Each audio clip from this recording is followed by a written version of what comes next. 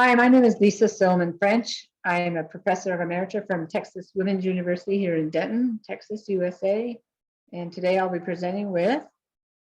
Hi, I'm Amanda. I'm Amanda Young. I'm an assistant professor of adapted physical activity at Slippery Rock University in Pennsylvania. Okay, our topic today is called knowledge sharing. And this topic actually came out of an article that was published in Palestra in 2013. And the name of that article is Knowledge Sharing Strategies Among Adaptive Physical Educators. So today we just it's really important. We feel this is really important topic in sharing your information to be successful in whatever for our profession as adaptive physical educators in the area of sport. So we're going to talk today about strategies to improve physical educators, adaptive physical educators, and special educators. They are an important part of our program. So the outline of our presentation today, we'll talk a little about appropriate education, IDEA 2004. That's our federal law that we fall under in our public school system. We're going to talk about inclusion, talk about continuum of services, universal design, evidence-based practices, assessment, and collaboration. All these tie into knowledge sharing. And basically what we really want you guys to understand and get out of this is we want physical education for everyone, regardless of their ability or disability. We want to make sure that we can provide the most successful physical activity environment for students with and without disabilities. So that is what we're going to talk about today. Okay, so the Individuals with Disability Education Improvement Act, or Education Act, 2004. It's a U.S. federal legislation. We look at different disabilities, 13 different disabilities within the public school systems. So we need to make sure the students are identified under special education, and then we collaborate with the special education teacher and administrators and help with programming and placements for our students with disabilities. We work with children from birth to 21 years. In the law, it states that we want to make sure that these students are placed in the least restricted environment and what's best for them. We do individualized programming for each student to make sure they're successful. In the law, the definition of physical education is specifically identified and defined under the area under special education. An individualized education program is part of this law. Each student, once they're in special education, they have an IEP, and maybe they'll have IEPs in reading and math and adaptive PE. Wherever their need is, they may have an individualized program that's based on the general education curriculum. We have a continuum of services. Maybe the students will be in math some days, reading some parts of the day, physical education, adaptive PE, maybe they're in physical therapy, maybe they're receiving related services. So their services are all over. They're not a standard like the general education students. They're just not standard. Maybe it fluctuates within, but they're placed appropriately in their least restrictive environment. Sometimes we have behavior intervention plans that's required if the students need additional assistance because their behavior needs assistance to make sure they're successful in education. And then we have transition services when they get older to a certain age. We identify them at 14 that we're getting ready to transition them, but at 16 we need to make a decision of what's going to happen to them in their high school and in their future. So this law requires that we follow a few things that we need to do in the public school system. So with that, in the United States, there's this general push towards inclusion. But what we want everyone to know is that inclusion is great when it's appropriate. So back to what Lisa was saying about the law, it's so individualized. So we have to look at every student on a case-by-case basis because what's appropriate for one student might not be appropriate for another student. So we want inclusion. We want students with disabilities to be included as much as possible when it's appropriate. So we have to think about what's the goal of PE for these students. Is it social? Is it motor skill development? Is it sports skill development? What's our goal? And how are we going to help facilitate that? And then we also have to think about what's best for all students. So not only our students with disabilities, but also our students without disabilities.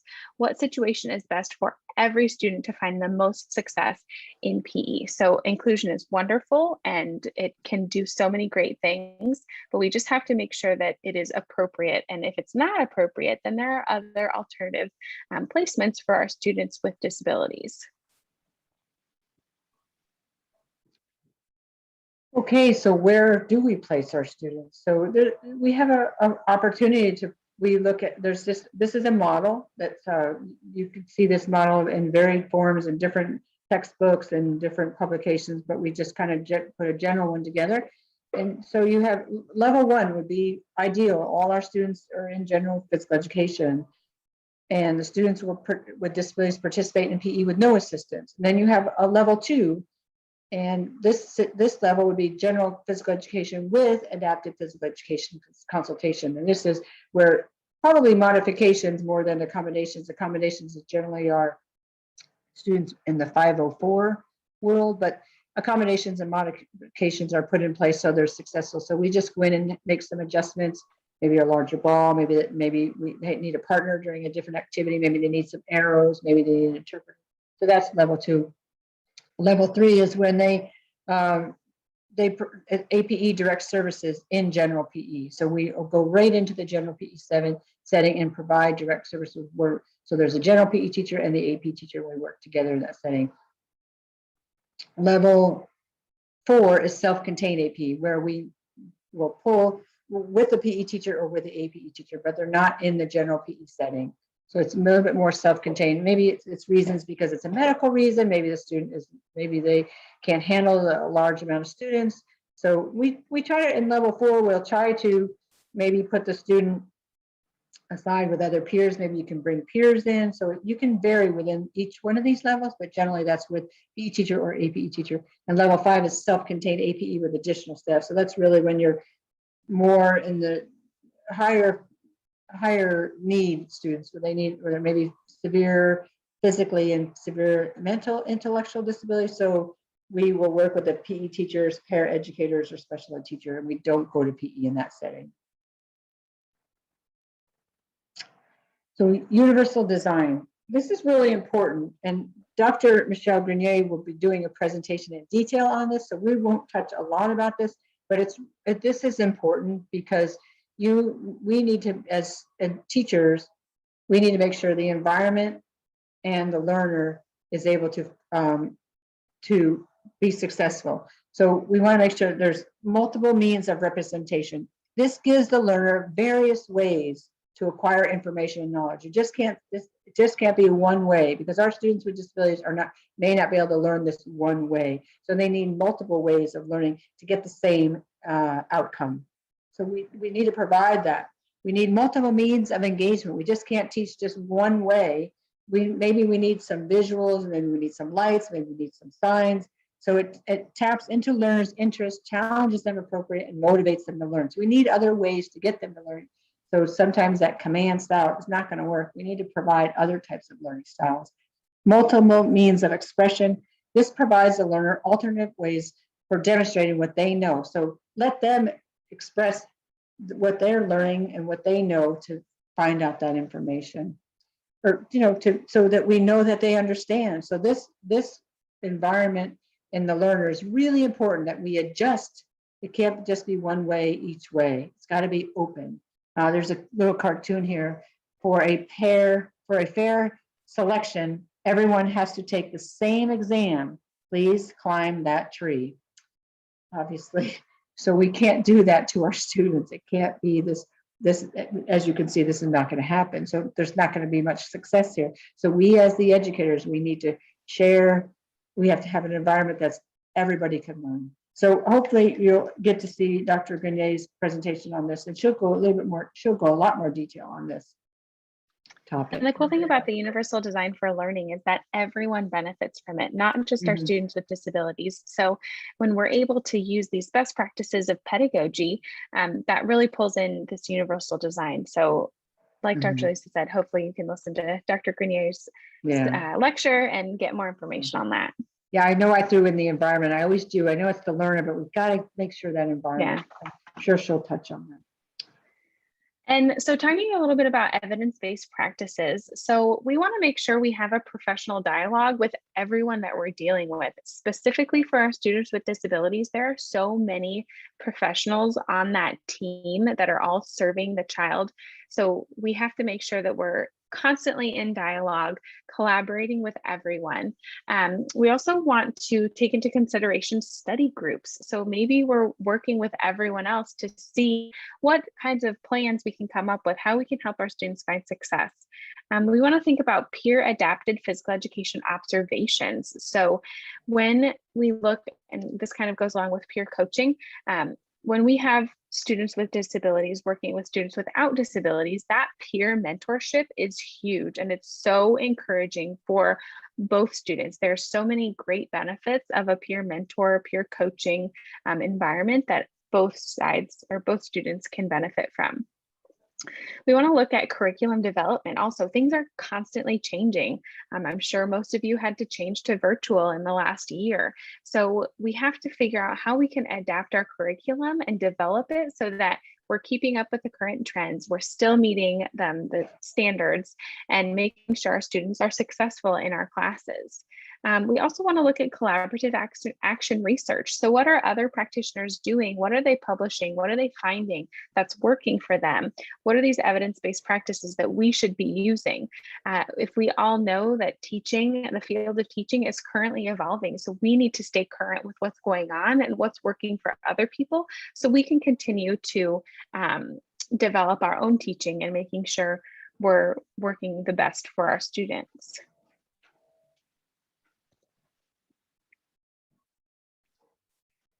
Collaborative assessment, and we have a presentation. Dr. Young and I have a presentation on assessment, and you'll hear more in depth on how important it is to work together with parents and teachers and school representatives, service providers, community programs to get this information on assessment. And that is so important. That initial step when working with a child, when you assess, is to make sure you share information from everybody. You share knowledge sharing to get that appropriate data for when you do this assessment for placement and programming for students with disabilities.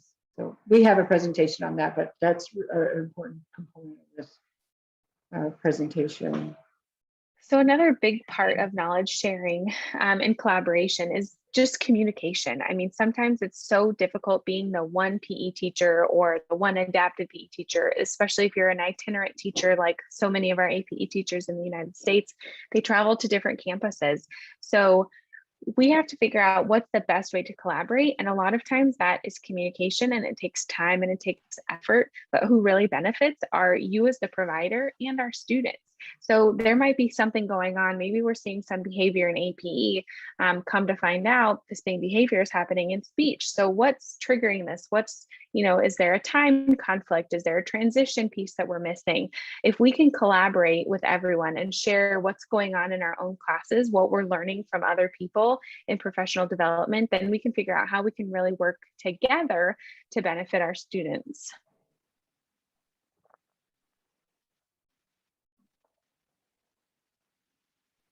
So working together with special education, it's really interesting how much we have in common, but how much we don't work together. And there's so many situations where we don't. We isolate ourselves. We travel around, and we just, as itinerant teachers, we may just go in and out of a school briefly, and that's it. But it's really important to share your information with the special education teacher, because you may be overlapping at so many things, and you could collaborate so much better. So let's look at, we do assessment and screening. We could do that together. There's so many things we could do together. You could find out, oh yes, they really can run, because I have to chase them all the time down the hallway, so I know they can run. But when you go assess them, maybe they won't run. So that information is really important. So we have assessment and APE, then we have screening assessments, correct? IEPs. I have had 17 years experience in the public school, and I loved it.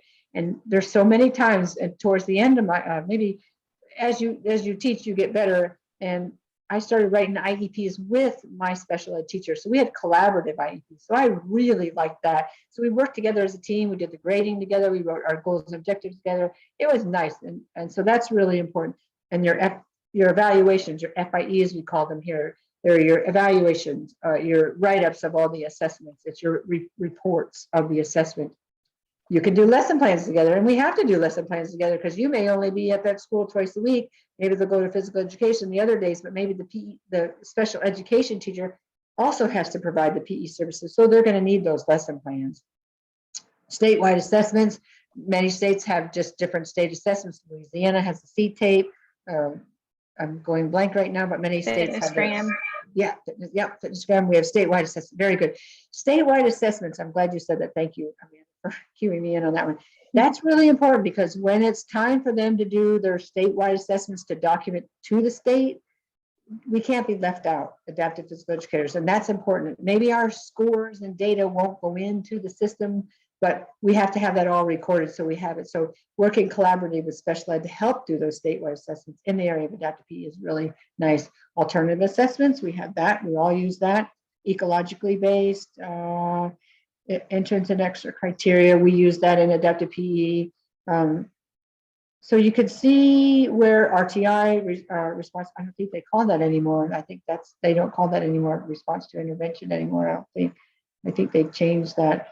Growth models determines how it's prediction as to where we think they're going to go. There's a specific article on that, but you can see the commonalities between the two and how we can work together and make it more successful. So we really need to work with the special education teachers and share our information and share our knowledge because there's so much overlap. And a lot of times with the special education teachers, they do the functional behavior analysis. And so we might have a student who's having terrible behaviors in APE or something that's going on, and we want to know why and what they're doing. So we need to be able to communicate with the special ed teacher to figure out what that analysis said. Yeah, I think, thanks for saying that. I saw that over there and I was so stuck on the RTI, but that's true. We need to be, they know the behavior of the student so much better than us as an itinerant. We come in twice a week or once a week or 3 times a week, but they know what's going on with that student. And we need that information. That's imperative because behavior can really set off your whole lesson if you don't have that under control. Definitely. So similarly, we'll look at the connections between adapted PE and general ed PE. So obviously, hopefully, you know that there are lots of similarities there as well. So not only are we as adapted PE teachers in charge of screening and assessment, we also need our GPE teachers to do the same. They also have the same assessments. Both people are in charge of implementing the IEP, whatever time the students are in each class. That's a really important aspect. For our formal assessments, an APE teacher will do the FIE, the full individual evaluation, which is basically, like she said, the report of the assessment that we do. Both people are lesson planning. Like, this is the biggest way that we can collaborate because adapted PE teachers know how to adapt and modify. General ed PE teachers generally take one class about students with disabilities. Maybe if we're lucky, they get more.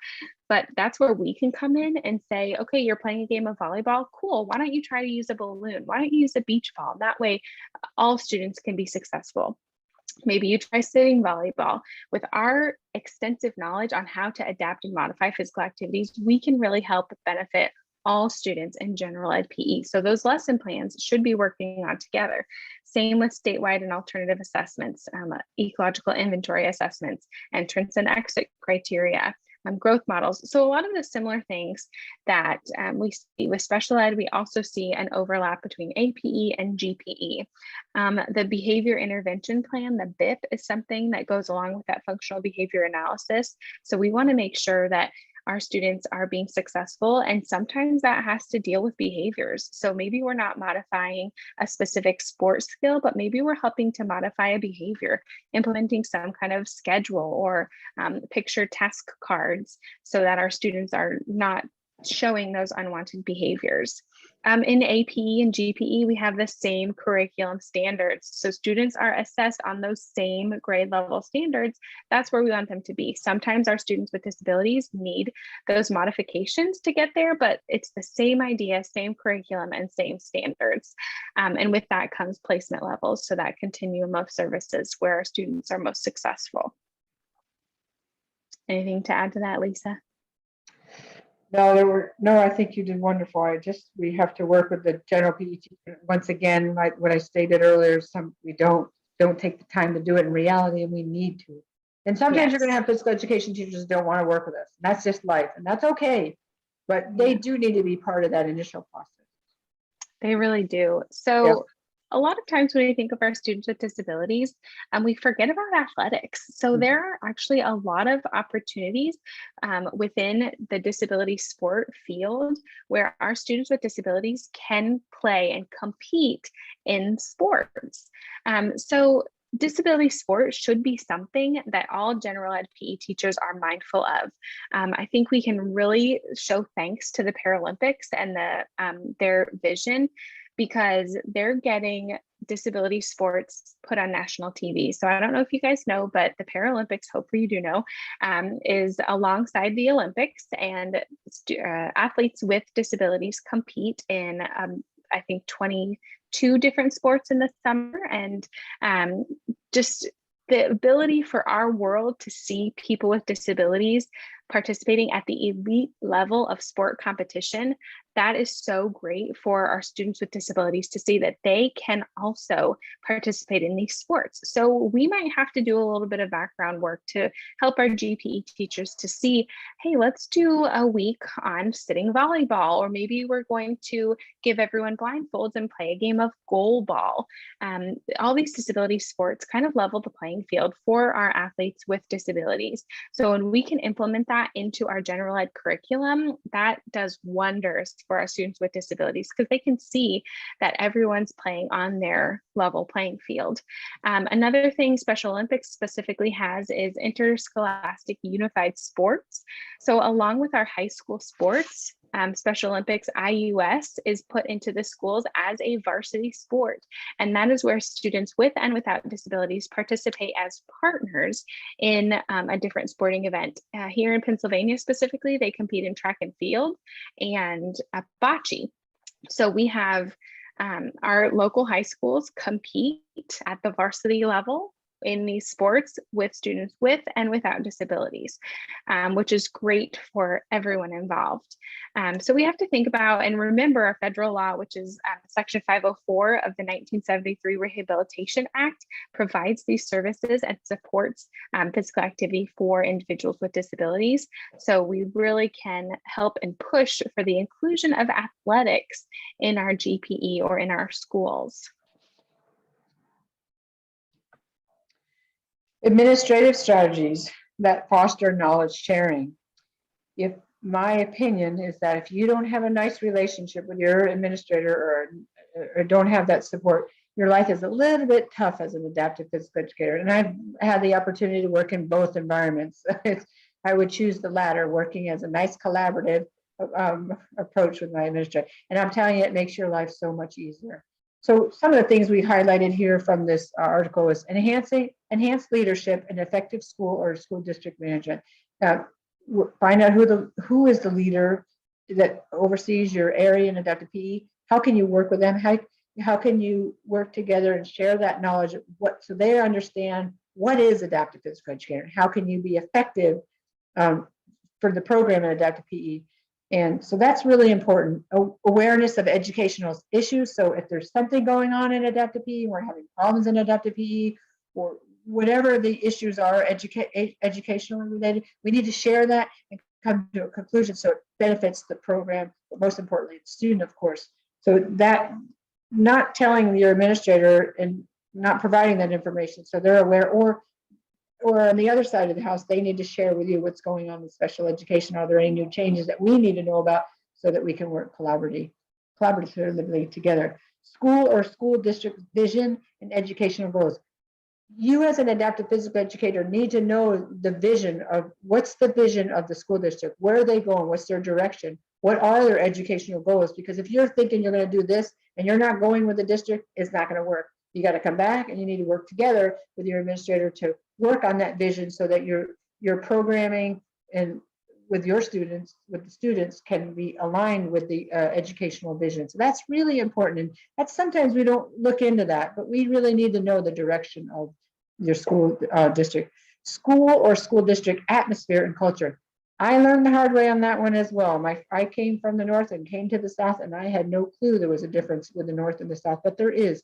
And it was the most educational experience in my life. And I loved it. And I worked in a inner city school. I worked in rural areas. I loved it. And I learned a lot, but culture is really important. I know when we taught, and Amanda, we taught the motor development class, we had to look at Newell's model. And that's really important because you have to look at where does this child come culturally? Is this a structural or is this a functional thing? What's the other one, Amanda? So individual constraints, which Yeah, are structural and functional, Yes, and then yeah. environmental and task. Right, and that's really important. She taught it later than I did. I've been away for 2 years. Anyways, that model is so important that fits right in here, because what is the atmosphere that you're in? What's the culture that you're in? And you have to consider that when you assess. You have to consider that when you're programming the students, and you got to consider that when you're placing the students, because it's going to be different in each school system. It is different. Maybe one school, for example, real quick, they play basketball the whole year. That's what the physical education teacher did. So that's what she did. So I pulled the students so they didn't go every day you pick up on what's going on and you figure out what's best for the students. So a little bit more detailed on that, but it worked out better for the students. So I didn't go into detail on that, but that's what she did the whole year. So that's a really important aspect, is the communicating, learning that atmosphere and culture. Last thing is school or school district organizational knowledge or assets. So you have to know the organizational system of the school. You have to be aware of that. We need to take the time to learn this. We need to take the time to put effort into sharing your information and gathering information from these districts, from the districts and their organizational system. What are the assets that we need to know so we can learn about it to help us fit into the environment of the school and to help our students so that they're successful. And I'm going to add a few things with administration, because administrative people are our support system. They are our bosses. And a lot of times they have no idea what even adapted PE is. I don't know if it's the same for you guys in Turkey, but PE and APE is just the tiniest little bubble, and everything else in school takes a lot more precedence a lot of the time than PE. So for example, when I was teaching, I had to fight my administrator to provide assessments. She decided that the classroom teachers were going to do the gross motor assessments. And it took me 2 years, but finally I was able to fight and really kind of stand my ground as a young brand new teacher and say, no, this is my area. I know what the assessment looks like. I know what these students are supposed to be doing. The classroom teachers are not trained in motor development. They don't know the task analysis of a throw or a kick. So we really have to be firm in our abilities and know that this is our content area. We need to be doing the assessments ourselves. Another thing currently, like right now in the state of Colorado, they're trying to do away with adapted PE, which is unlawful. And so our national organizations have been working really hard to make sure administrators understand that the law says we have to provide APE services and GPE services to all students. So we know the law, but our administrators sometimes don't know that it says that in the law specific to APE. So make sure you get with your national associations or your international associations to get that support if that happens. It's happening a lot, unfortunately, in the United States, that administrators are saying, oh, we don't need APE, we can cut these programs full inclusion. But what they're not understanding is that our students need so much more, and the law says they're allowed to get these services. So making sure that our administration knows who we are, what we are supposed to do, and how the law supports us. That's really important for our administration to know and for us to advocate for ourselves, which can be hard, but it's necessary. So some personal practical strategies that foster knowledge sharing. So we've talked about working with other people, working with teams, working with admin, but we also have to work on ourselves. I mean, we get into teaching and knowing that teaching is constantly evolving. So we have to be able to collectively share knowledge. If one person goes to a conference, come back and share what you've learned. If there's a really cool game that someone showed, share that with your APE teachers, share that with your GPE teachers. We also want to develop a sense of reciprocity. So we want to be able to work together. We're servicing the same students, we're working together, same curriculum, same idea. We have to be able to work together, because what we can do independently is only so much. If we can do it together, then that is so much better for all of our students. We also want to reduce the gap between intention and the behavior of knowledge sharing. So we have these great intentions of doing all of these wonderful things, but the actual behavior of doing it takes so much work. So if that means that we are going to find something from a conference, or a handout presentation that we learned from at a conference, I'm going to find that in my email and I'm going to share it to my GPE teacher or the classroom teacher or the special ed teacher, because what I learned was so great and I think other people could probably learn from it. So we have to be really intentional about how we share, and that means it's going to take time, it's going to take communication, but in the end it's worth it, because if you share things, then maybe other people will share things with you. Maybe another teacher at your school goes to this behavior intervention conference and they learn something really cool, then they'll share it with you. So we just have to get into that act of really collaborating and sharing that knowledge. We want to develop a respectful environment. Obviously, we're all working together, and I know sometimes professionally, people and their opinions collide, and that's okay. People are allowed to have differences of opinions, but we have to come back to the assurance that we're being respectful, we're being kind, and we're being good models for everyone around us. And then also, I encourage you to join professional communities. So see what national and international organizations are out there to support you as a special ed teacher, an APE teacher, a GPE teacher. When you're a part of those professional communities, I don't know if you guys are a part of any on Facebook, but people are posting constantly about new games, new ideas. Let's try this. I have a question. So when you can be a part of those communities, that will really help you personally and professionally grow, which is great.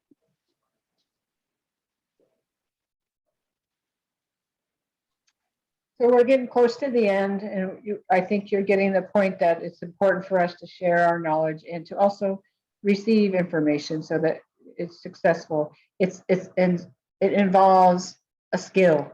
Some people don't have that skill, whether it's intellectual or motoric skill. So we've got to work on that both ways. Sometimes you physically can do everything, but intellect, there's a lot of people that don't like to communicate, but that's really important that we have that skill, and that so that we can grow.